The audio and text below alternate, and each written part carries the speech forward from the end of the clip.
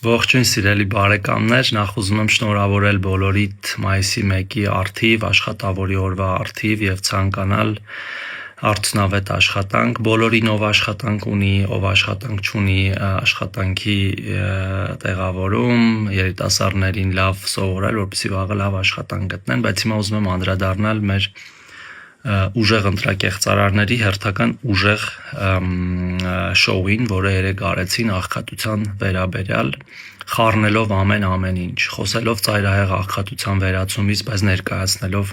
միջին աղքատության թվերը, ինչ-որ ֆոնդեր ստեղծելով, ասելով, որ սա մեր պատվի հարցն է, որ ձեր պատվի հարցն էր,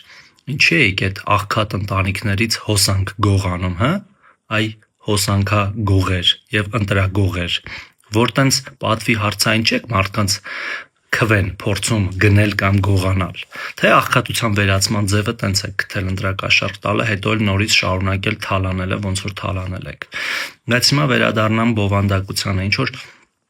անհեթեթ բաները թվեր է ներկայացնում, 150,000 դրամ կտանք, 20-30,000 դրամ կտանք, եթե չգիտեք, սիրելի թույլիկներ, ուրեմն Հայաստանի Հանրապետությունում արդեն մի տարի է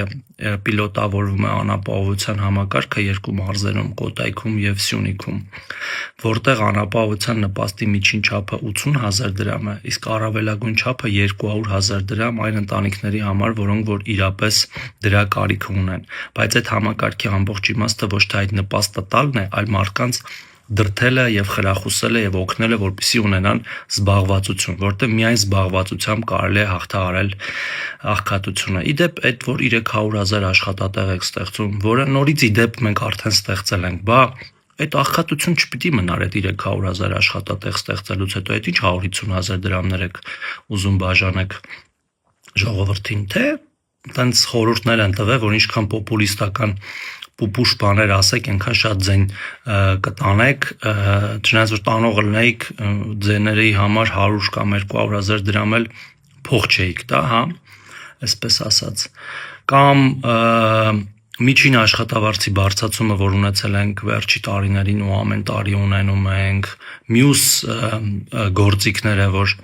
ներդրել ենք եւ ներդնում ենք, որ բերում է կրկին աղքատության նվազեցմանը, բնակապահովման ծրագրերը տարատեսակ, երեխաների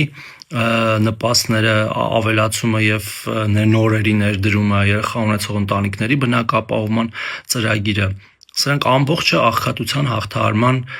միջոցառումներ են եւ մենք մոտ ենք ծայրահեղ աղքատության հաղթահարմանը, որտեղ այն 0.6% է եղել 24 թվականին, 25-ին վստահաբար ավելի ցածր է լինելու, այլ չասած 26-ին, պարզապես վիճակագրությունը մոտ կես տարի ուշացումով են կարողանում ունենալ։ Եվ հետեւաբար սիրելի ընտրակեղծարար թույլիկներ, գոնե մի քիչ դասերը սովորեք, նոր վիդեոներ նկարեք, տենց ճոխ։ Հավանիչ տեսանյութը եւ բաժանորդագրվիչ նորությունները բաց չթողնելու համար։